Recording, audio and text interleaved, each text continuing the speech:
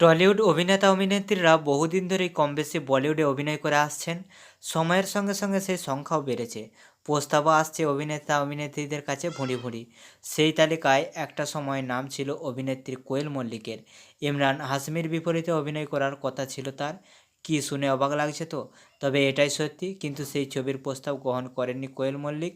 সম্প্রতিতে এই প্রস্তাব পাননি তিনি, বরং কেরিয়ারের শুরুর দিকে পেয়েছিলেন এই প্রস্তাব। কেন ফিরিয়েছিলেন তিনি? বিপরীতে ইমরান হাশমি বলেই কি এই সিদ্ধান্ত? ইমরান হাশমি বলিউডের হটস্টার। তিনি পর্দায় থাকা মানে নানা দৃশ্যে উষ্ণ আবেদন, এমনই ইমেজ কিন্তু প্রাথমিকভাবে তৈরি করেছিলেন ইমরান।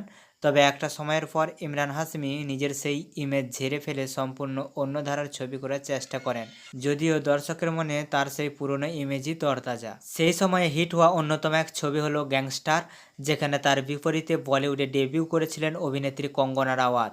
ঝড়ের গতিতে ভাইরাল হয়েছিল